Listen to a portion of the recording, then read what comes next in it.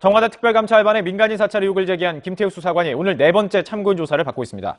서울 동부지검은 오전 10시쯤 김 수사관을 소환해 청와대 민간인 사찰 의혹에 대한 사실관계를 확인하고 있다고 밝혔습니다. 김태우 사무관에 관련된 그 국회 운영위에서의 격돌이 있었는데 공개가 되면은 이미 언론에 공개된 내용을 가지고서 이야기를 하더라고요. 네, 그렇죠. 그러니까 본인 시청자 입장으로 봐서 새로운 게 없는 거예요. 두 번째 이슈로 들어가겠습니다. 연동형 비례대표인데요. 바른미래당 손학규 대표가 거리의 시민들에게 연동형 비례대표제 도입을 호소하고 나섰습니다. 하지만 더불어민주당과 자유한국당 모두 부정적인 입장이라 선거제 개편이 그리 녹록지는 않아 보입니다. 조은지 기자입니다. 선거 유세 차량으로 쓰이는 1.5톤 트럭이 소박한 다방으로 싹 바뀌었습니다. 사장은 바른미래당 손학규 대표. 한겨울 거리로 나선 건 연동형 비례대표제 도입을 촉구하기 위해서입니다. 국회 로텐더홀에서 꼬박 열흘을 굶으며 여야 합의를 이끌었지만 진행 속도는 더디기만 합니다. 디테일로 들어가면 상세하게 들어가면 아는 국민들이 이렇게 많지 않아요. 사실. 그렇습니다. 수대표제에서 소위 말해 비례대표제를 많이 보강을 하는 방향으로 이제 국민들이 일부 이제 중소정당이 요구하기 시작한 거거든요. 그러면 아까 연동형 비례대표량이 뭐냐 이렇게 아까 청취자가 이렇게 물어보셨다고 말씀하셨는데요. 비례대표제를 만약 100% 실시할 경우 50대 같은 경우는 그래요. 어떤 그 정당에서 제시한 정당 명부를 가지고 비례대표 정당표를 하거든요. 100%를 그렇게 뽑게 되게 되면은 그야말로 정당에 대한 지지율이 100% 의석수 비율로 나타나게 돼요. 그래서 독일과 같이 지역에서는 다수대표제를 하게 되고 비례대표제에서는 이제 그 연동형을 할 경우에는 이제 그 이례는 접근을 시킬 수 있는 보조장표 통해서 하고 있지만은 완벽하게 이례는 못 가요. 헌법 바꿔야 한다. 2019년 기해년 이제 첫 방송인데요. 작년하고 마찬가지로 우리 헌법 개정 왜 필요하고 일반인들의 삶과 헌법이 어떤 관련이 있는지 대담을 통해서 친근하게 전달하는 방송입니다. 우리가 지금 찍는 장소는요, 분당에는 한국정치발전연구소입니다. 오늘도 또 전문가로서 국민대학의 강상호 박사님 나오셨습니다. 새해 복 많이 받으십시오. 2019년이 기해년이고요. 기가 노란색 황을 의미하고요. 그 해는 뭐 돼지. 그래서 황금돼지의 해라고 하는데요. 올해 경제가 좀 좋아졌으면 좋겠습니다. 황금돼. 이 돼지가 이제 우리가 지금까지 우리 교수님하고 우리 시민사회단체 국민주권 헌법개정 국민주권회의 헌법개정 국민주권회의에서 지금 책으로 쭉 우리가 마치 대학 강의 같이 이렇게 진도를 나갔었는데요. 이번에 우리가 정개특위에서 우리 선거법 개정에 대해서 지금 선거제도 개선에 대해서 지금 논의 중에 있는데 특히 이제 쟁점이 되고 있는 게 연동형 비례대표제라고 하는데 사실 뭐 이게 제대로 우리가 이해하고 있는 사람들이 많지 않은 것 같고 그 다음에 국회의원들도 제가 부산의 조모 의원 대전에 누굽니까 이모 의원 발표하는 내용을 좀 국회 상임위에서 하는 내용을 방송을 통해서 들어봤는데 느낌이 잘 모르는 것 같아. 시사 이슈는 제가 하나 갖고 왔는데요. 12월 31일 날 우리 누굽니까 김태우 사무관에 관련된 국회 운영위에서의 격돌이 있었는데 12년 만에 이제 청와대 민정수석 조국 수석이죠 이번에 12년 만에 처음 국회에 출석을 했는데 뭐 결과는 뭐 그렇게 별썩 이렇게 좋지가 않고 그 다음에 이제 그날 또 신재민 사무관이 또 폭로에 의해서 뭐 부채 문제라든지 또 이제 KTNG 사장 선임이라든지 폭로하셔서 이게 좀 이슈가 뭐 사실 묻혀져 버린 것 같습니다. 청와대 특별감찰반의 민간인 사찰 의혹을 제기한 김태우 수사관이 오늘 네 번째 참고인 조사를 받고 있습니다. 서울 동부지검은 오전 10시쯤 김 수사관을 소환해 청와대 민간인 사찰 의혹에 대한 사실관계를 확인하고 있다고 밝혔습니다. 김 수사관은 조사 전 취재진에게 심정을 밝혔던 1차, 3차 출석 때와는 달리 오늘은 비공개로 검찰에 나왔습니다. 공개가 되면은 이미 언론에 공개된 내용을 가지고서 이야기를 하더라고요. 네, 그렇죠. 그러니까 보는 시청자 입장으로 봐서 새로운 게 없는 거예요. 네. 과거에 그 안민석 의원이랄까 말이죠. 이렇게 정부에서 보게 되면은 저하고 시가 같습니다. 예, 왜냐면은 언론에 보도되는 거 말고 어떤 제보자가 있거나 아니 제보자가 없을 경우는 현장에 찾아가서 본인들도 확인을 해서 그런 것도 터뜨리니까 그냥 굉장히 사람들이 관심을 가졌다는 얘기거든요. 근데 자유한국당에서는 이미 보도된 내용만 하다 보니까 이게 관심 끌려 갔다는 이런 게 하나 있었었고요. 그다음에 제가 봐서는 이게 이제 부적절한 사례를 좀 들은 게 아닌가. 몇 가지 사례를 들었어요. 환경부 단체, 산하단체에 있는 본부장이 말이죠. 헛다리 짚은 거죠, 완전히. 임기를 맞추고. 그러니까 좀 이게 너무 약한 거예요. 사실 본다면 이런 그 블랙리스트 문제를 본다면 그 사례 말고도 현상적으로 나타나고 있는 블랙리스트가 많거든요. 그러니까 우리가 지난 정권에서는 그 종이 나타난 블랙리스트를 가지고 형사 책임을 물었다고 한다면은 현 정권에서는 A4 용지에 대한 블랙리스트는 없지만은 현상적으로 보게 되면은 굉장히 그런 현상이 다반사가 나타나고 있거든요. 그러한 몇 가지 사례를 가지고 공격을 했으면 훨씬 더 효과적이 있을 텐데 이 부적절한 사례를 좀 했다는 거 하나 있었었고 또 하나 뭐냐면은 오히려 주도권을 야당에서 잡아가지고 뭐라고 쳐야 되는데 오히려 그 주도권을 갖다가 말이죠. 프레임 이 결정에 있어서 청와대 쪽에서 이렇게 여야가 바뀌었죠. 주도해 나가는 그러한 문제가 하나 있었다고 생각이 들어요. 또 마지막으로 예를 든다면은 그 여야 의원들의 기싸움에서 이 야당 의원이 진 것 같아요. 이제 제가 봐서는 그 여당 쪽에서는 모르겠어요. 그 운영이 열기 전에 한번 모여가지고 전략을 한번 논의를 했거나 역할 분담을 해서 이렇게 치고받겠는지 모르겠는데 이런 어떤 조직적으로 이렇게 대응해 나가는 여당 의원들에 비해서 그 야당 의원들이 좀 이렇게 너무나 그 개인 플레이 위주로 할까 말이죠. 어떤 통합적으로 전략이 구사 안 되고 있다는 느낌을 받았거든요. 그래서 이런 것들이 본다면 이런 면에서는 좀 취약을 했지. 이번에 그 운영위원회에서의 그러한 그 어떤 그 청문회 스타일의 그런 과정 속에서 완전히 팩트가 규정이 돼서 그 팩트에서 실패한 건 아니라고 봐요. 그래서 바로 무슨 말씀인지 아시죠? 그래서 그런 면에서 이건 지금 그 자유한국당을 비롯해서 그 야당 쪽에서 한번 이런 그 전체적인 운영 면에서 다시 한번 그 재점검할 필요가 있지 않는가 저는 그렇게 생각이 들어갔습니다. 한 가지 더 말씀을 드리면은. 사실 저는 그 이번에 김태우 사건이랄까 신재민 특히 그 신재민 서기관 같은 사무관이죠. 사무관 같은 경우에 또 일부 그 보수 언론 그 유튜버들이 한 이야기가 오히려 김태우 이 감찰관의 이 사건을 갖다 확대시켜야 되는데 중간에 신재민 그 사무관이 나와가지고 이게 분산되면서 오히려 전선이 이렇게 좀 흐트러졌다 이런 비판이 나오더라고요. 그래서 저도 이제 그 신재민 사무관이 처음 등장했을 때 좀 어설퍼 보이더라고요.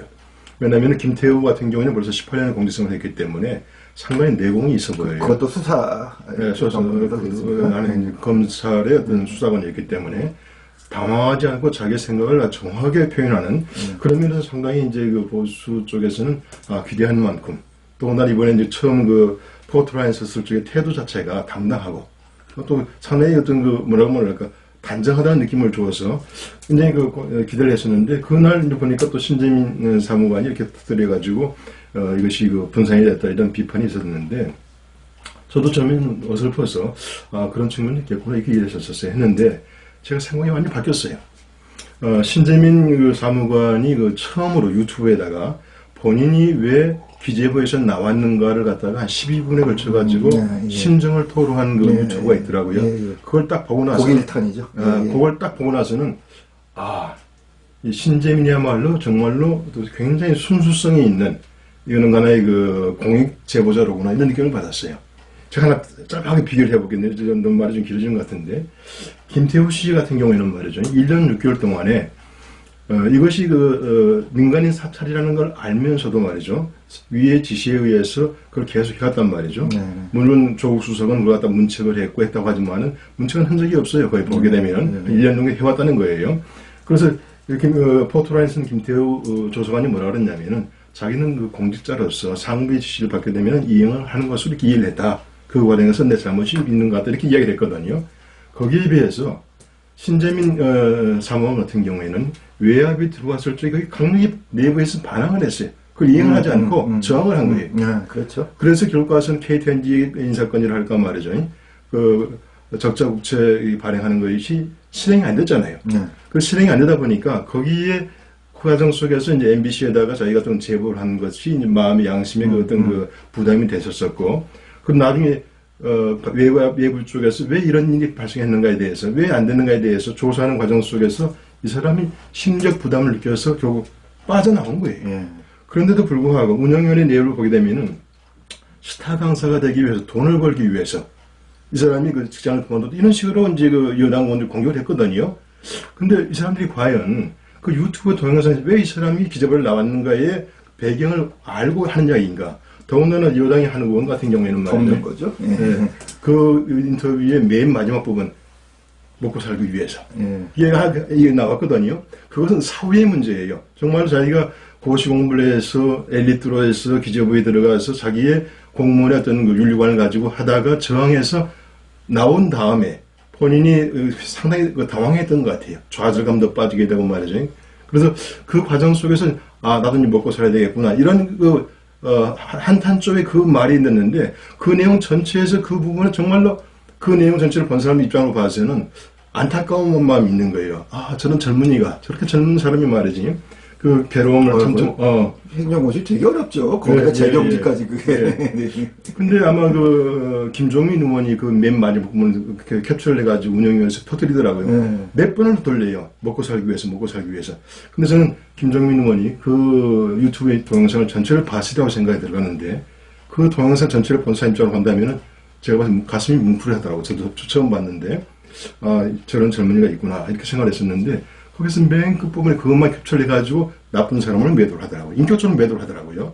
여기 뭐 손혜원 의원은 아주 뭐 심각하죠. 오늘 또 리트윗 또 했는데요. 예. 공유를 또 했는데 아주 심각한 그런 상황이죠. 예. 그러니까 제가 봐서는 오히려 김태우 감찰관도 나중에 자기가 공익제보자로서의 어떤 공개한 그 동기하고 신재민 사무관이 한 동기를 보게 되면 훨씬 더 신재민 사무관의 그 동기 자체가 순수하죠. 굉장히 순수했고, 그다음에 정말 우리 사회 속에서 이러한 어떤 그 공익제보를 한다고 하는 것이 얼마나 어려운 것인가, 얼마나 외롭고 이게 정말 힘든 싸움인가, 이것을 아마 제가 나중에 알았어요. 나중에 알고서는 이건 내가 너무나 처음에 이 사람이 좀 어설퍼 보여서 좀 이게 그렇게 생각을 했었는데, 실제로 그 전 과정의 정규의 과정을 보게 되면은 이것은 굉장히 우리 사회에 던지는 메시지가 강하다. 근데 다행히 보니까 이제 그 변호사들이 이렇게 결성이 돼가지고 뭐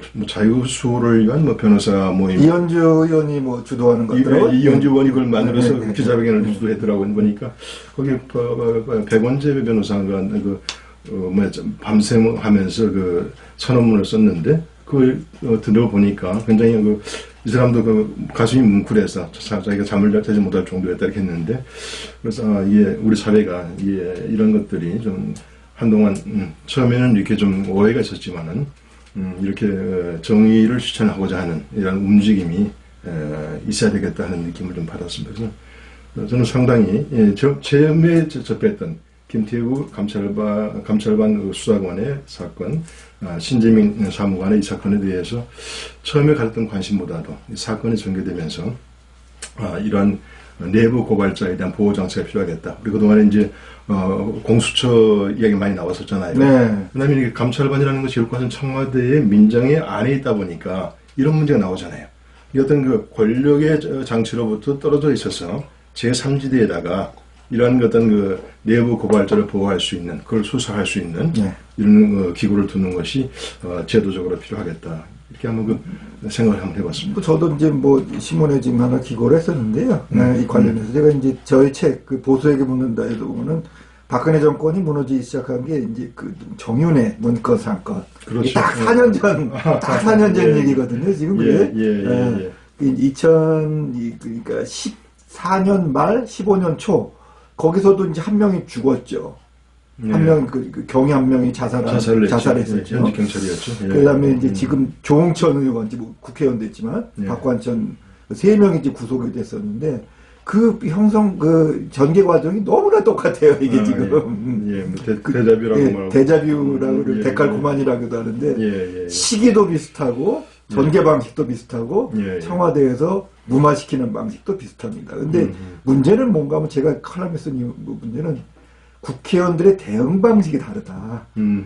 그때의 야당이었던 그때 더불어민주당의 야당 의원들은 정말 운동화 끈 자기가 묶고 현장 기자들하고 같이 뛰었어요. 그렇습니다. 대표적인 게 안민석 의원이죠. 그래서 이제 거의 말진, 우리나라 속지 말해 말진 기자들, 아주 어린 기자들, 기자들하고 같이 뛰면서 정보를 수집해서 보도되지 못한 자료들을 축적하다 보니까 튀어나온 게 정유라, 최순실. 그때부터 막 튀어나오기 시작한 겁니다.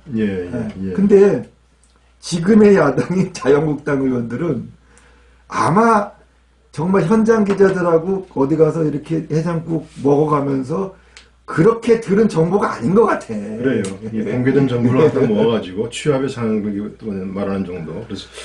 그래서 그 다음날 세계일보에서 그거 사건 터지고 나서 이틀 후에 세계일보에서 이것도 재밌는 게 정윤회 사건을 최초로 터뜨린 게 또 세계일보입니다.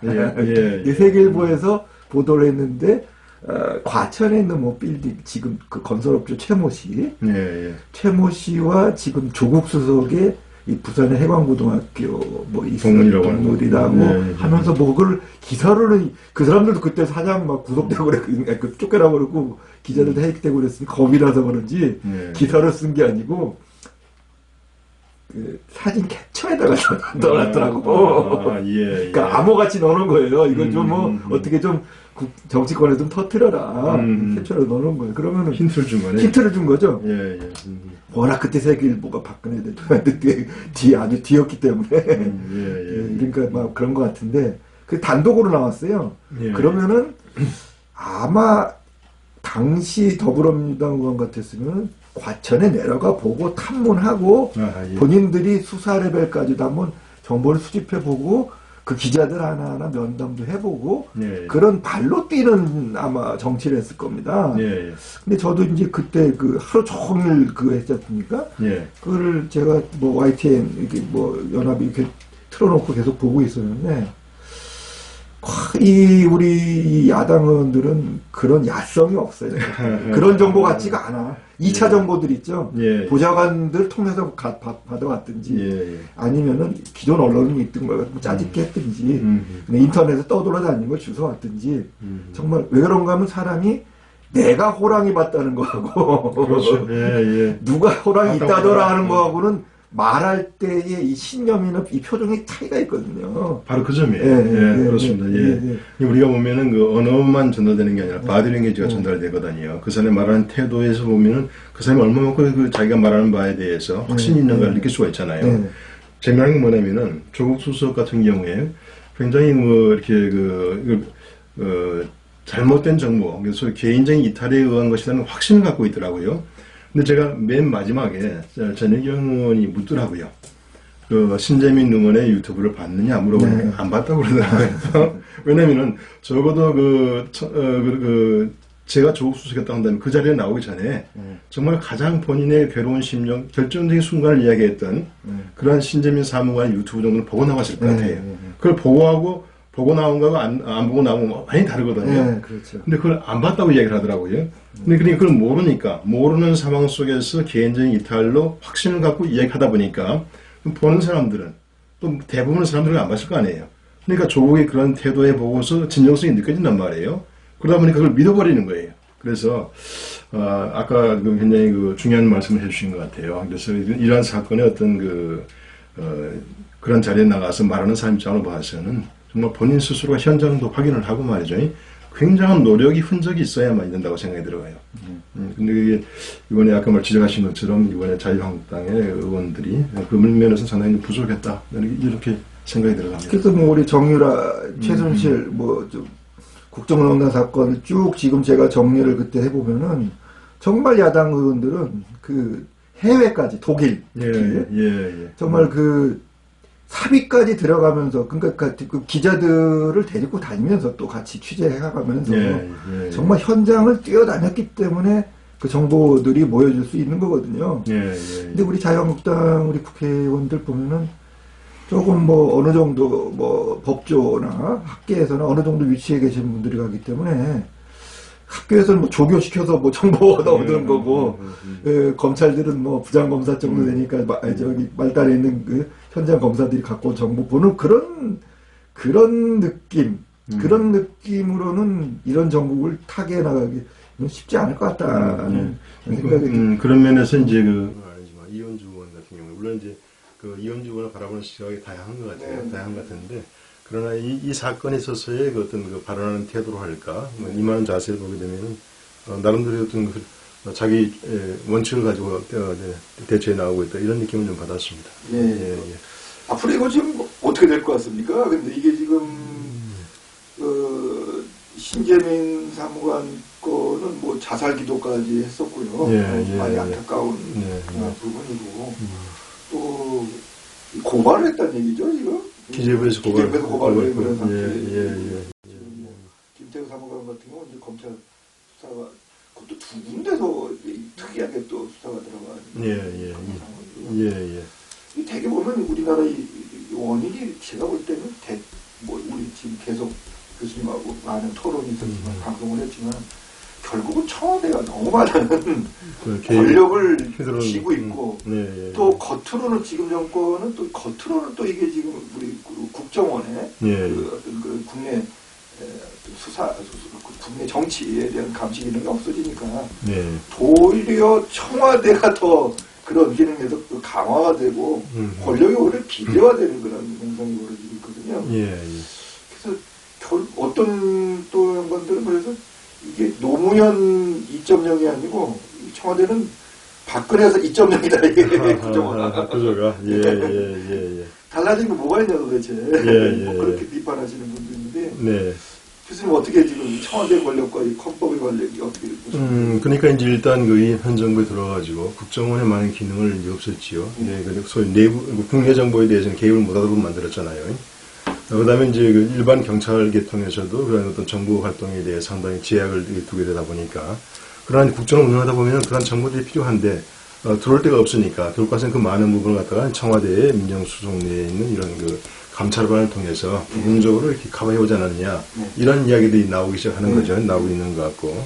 바른미래당 손학규 대표가 거리의 시민들에게 연동형 비례대표제 도입을 호소하고 나섰습니다.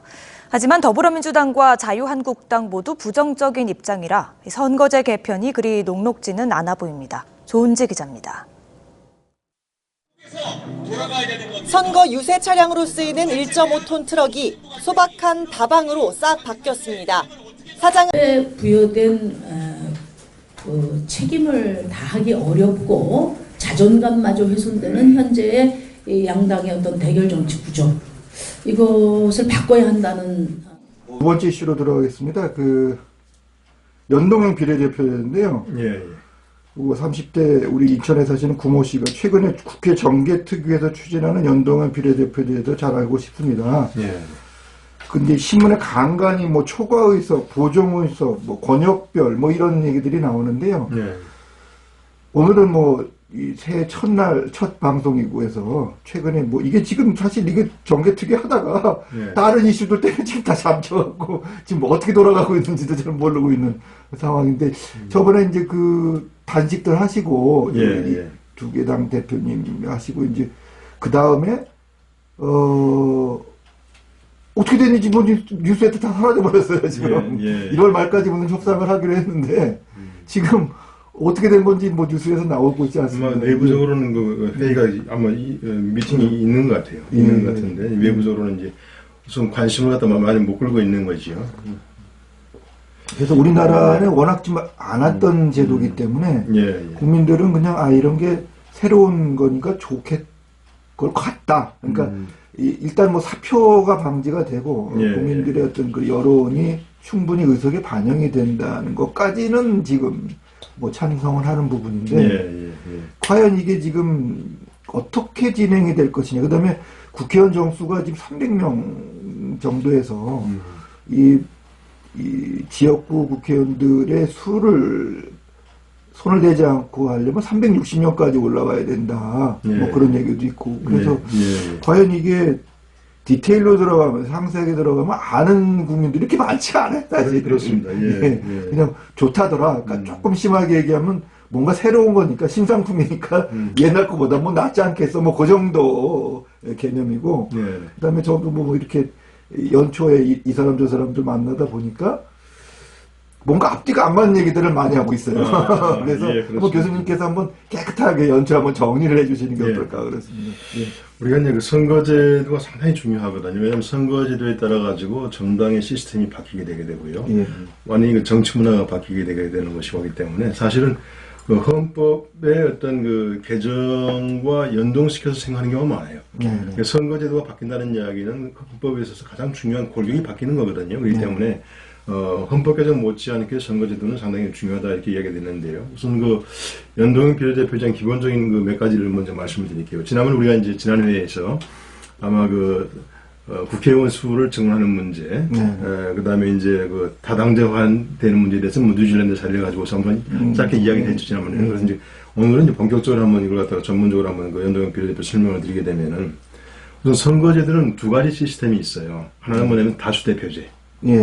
두 번째는 이제 비례대표제가 있거든요.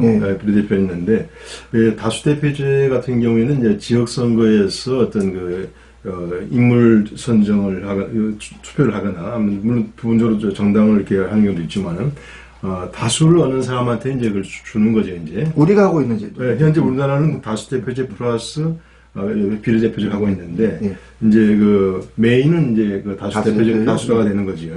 다수대표제가 되는데 다수대표제의 성향은 뭐냐면은 그 양당제로 이렇게 가는 경우가 있어요. 이제 물론 이게 듀베르제 법칙에 의해서 이제 듀베르제가 그렇게 얘기를 했는데 이게 반대로 사르트르 같은 경우에 그렇지 않다. 이게 양당제를 조성하는 것이 아니라 이미 양당제를 계속해서 유지시키는 데 도움이 될 뿐이다. 이렇게 이제 이야기를 해요. 아무튼 관계없이 다수대표제를 하게 되면은 그 양당제를 조성하는 측면이 있거든요. 그러니까 다수결 민주주의에 기반한 대통령제 이런 데서는 이제 다수대표제를 많이 선호를 해요 이제. 근데 이제 이 문제가 한국에서 어떠한 문제가 나오느냐면은 지난 20대 국회의원 총선에서의 이제 그 정당의 지지율과 원내에서의 의석을 차지하는 비율을 한번 비교를 해봤는데 재미난 현상이 있어요. 더불어민주당의 정당 지지율이 25.5%도 나오질 않았거든요. 근데 123석을 가져갔어요. 123석을. 거기에 비해서 국민의당 같은 경우에는 정당의 지지율이 더불어민주당보다도 높게 나왔어요. 26.74가 나왔거든요. 1% 이상이 높게 나왔어요. 국민의당이 더불어민주당에 비해서. 근데 의석은 38석밖에 가져가지 못했어요. 거의 3분의 수만큼 가져간 거거든요. 예, 우리가 이제 여기서 그 전환율이라는 것을 제가 다시 한번 설명드릴게요. 전환율이 뭐냐면은 의석 차지하는 비율과 그 비율을 갖다가 정당이 받은 그 정당 지지율을 나누게 되면은 이제 그게 전환율이 되는데요. 그러니까 민심 그대로의 어떤 의석률이 갔느냐 이걸 나타내는 거예요. 전환율이 1이라는 이야기는 뭐냐면 민심이 그대로 의석 비율을 나타났다는 이야기가 되는 거거든요. 근데 더불어민주당 같은 경우는 25.54를 얻어가지고 123석을 얻다 보니까 전환율이 얼마가 나오냐면 1.6이 나와요. 자기들이 얻은 정당의 지지율보다도 1.6배 많게 의석을 차지한 거예요. 남는 장사한 거죠. 그렇습니다. 그렇게 된 거죠, 이제. 거기에 비해서 국민의당 같은 경우에는, 이게 26.74%를 얻었는데 불구하고 38석밖에 못 얻었거든요. 그럼 결과서는 이 전환율이 얼마가 나오는데 0.47이 나온 거예요. 근데 죄송합니다. 26.74라는 거는 이제 당에다가 당 지지율에다가 선거하는 그런 거죠. 그렇죠. 이게 뭐냐면 우리가 지금 보면은 그 두 표를 행사를 하잖아요. 지역 대표를 뽑는 거 하나 하고 정당의 지지율. 그러니까 정당의 지지율은 높게 나왔는데 이제 사실은 그 지역 선거에서 많이 그렇게 많이 나왔어요. 많이 나왔어요. 또나 정의당 같은 경우에는 뭐 7.23%가 나왔으니까 만약 독일식 방식을 한다면 300석에 7.10%면은 한 21석이 넘어야 되거든요. 근데 실제로 6석밖에 못 가져간 거예요. 정의당 같은 경우는 이 전환율을 보게 되면 0.27이 나오거든요. 가장 손해를 봤어요. 정당의 주제에 비해서 의석수리가 너무 낮다는 얘기거든요. 진보정당은 늘 손해보죠. 그렇죠. 자유한국당 경우에는 그래도 이익을 보긴 봤는데 더불어민주당이 아까 1.6이라고 하셨는데 자유한국당 같은 거의 비슷하네요. 1.21로 나갔거든요. 그러니까 거대 정당 같은 경우에는 이러한 그 지지율보다도 더 많은 의석을 갖다 보니까 언뜻 이게 절쯤에는 가자 했는데 실제 뚜껑 열게 되면 상당히 이제 의석수가 많이 줄어들기 때문에 그걸 덥석 받아들이지 못하는 거예요. 이런 이해관계가 있는 거죠. 그래서 이러한 민심 그대로의 선거가 다수 대표제에서는 이게 반영이 안 되는 거니까 비례대표제를 확산하자는 얘기거든요. 사실은 어떻게 보면 조금 좀 제가 여쭤보고 싶은 이건 사실 지역에서 네. 몰표를 주는 예를 들어 호남과 네, 영남에서 좀 그런 영향도 상당히 좀 있는 것 같이 보여요. 아주 정확하게 지적하셨어요. 왜냐면은 그 사례가 한국에도 나타나는 게 뭐냐면 지역 투표가 강할 경우에 이런 현상이 심하게 그렇죠. 나오거든요. 네. 예를 들어 가지고 독일에서 말이죠. 동독과 소독의 통일이 전망하더라도 초과소득이 문제가 심각하지 않았었어요. 근데 통독이 되고 나서는 아까 말씀하신 것처럼 지역적인 성향의 투표가 나오기 시작하는 거예요. 그럴 수밖에 없겠죠. 그러다 보니까 과거에는 초과소득이 뭐 5석에서 6석 많아야 30석 했던 게 말이죠. 이번에 이제 17대 선거에서 물론 보정호석을 도입한 측면이 있었지만 초과석도 46석으로 늘어나게 되고 보정호석도 75세 111석이 늘었단 말이거든요. 네. 아까 교수님이 지적하신 것처럼 어떤 지역적인 성향 투표를 이렇게 반영이 되거나 할 때 이런 문제가 발생을 하는 거거든요. 그래서 정치 현상이 현재의 제도적인 측면에서 나오고 있다는 것에 대해서 간과를 해요. 그러니까 우리가 이번에 분권형 대통령제로 개헌, 그 다음에 연동형 비례대표제의 어떤 선거제도 개혁을 이야기하는 것은 소위 다수결 민주주의에서 합의제 민주주의로 가서 다수결 민주주의에서는 패배한 쪽은 상승을 아무것도 못해요. 투쟁할 수밖에 없어요.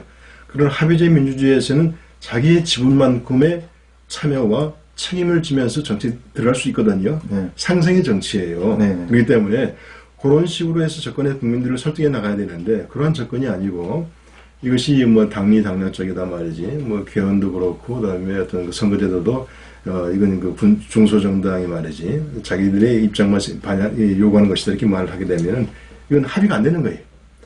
계속해서 그 시각에서 이야기를 하다가 평생 그것을 어떤 저는 개헌도 안 되고 그다음에 선거제도 개혁도 안 된다고 보는 거거든요. 그래서 이 문제를 바라보는 시각 자체가 바뀌어야 돼요. 더 이상의 이러한 그 투쟁적인 대결적인 정치를 끝내고 전투적인 정치를 끝내고 경쟁적인 정치, 이념 정치가 아니라 어떤 이슈 중심의 정치로 가야 되겠다고 하는 그 당위성을 모든 정치인이 느껴야 된다고 보는 거예요. 네. 그러한 태도를 가지고 유권자를 설득해 나가고 국민을 설득해 나가야 되는데 그러한 태도가 지금 여야를 막론하고 아직 저는 아직 못 봤어요. 그래서 이제 저희가 그 계속 방송을 하는 이유도 예. 정말 의병과 같이 이게 지금 국민들의 여론을 같이 이끌어내기 위해서 지금 방송을 하고 있는 거고요. 그래서 말씀하신 그 내용들이 이제 국민들 전체가 좀 여론화되고 또 우리가 국민 합의가 이루어질 수 있어야 되고 절대 이 정치인들한테 맡겨갖고는 안 되겠다는 그런 생각이 듭니다. 아이고 기해년 우리 첫 방송인데요. 우리 좀 연동형 비례대표에 대해서 오늘 우리 강상호 교수님 너무나도 주제가 무겁지 않았나 모르겠습니다. 디테일하게 좀 말씀해주셨습니다. 그래서 다음 해에는 우리가 뭐 다시 한번 그 책으로 돌아가서 이제는 권력 구조는 어느 정도 좀 끝난 것 같고 그 다음에 뭐 기본권이나 그 다음에 우리 또 그 지방자치, 분권, 그 부분을 한번 더 주제를 나눠보도록 하겠습니다. 네, 그렇게 교수님 오늘 수고하셨습니다. 감사합니다. 시청자분들도 올해 소원 성취하시고요. 건강하시길 빕니다. 감사합니다. 소원 성취하세요. 만사형통하시고요. 감사합니다. 감사합니다.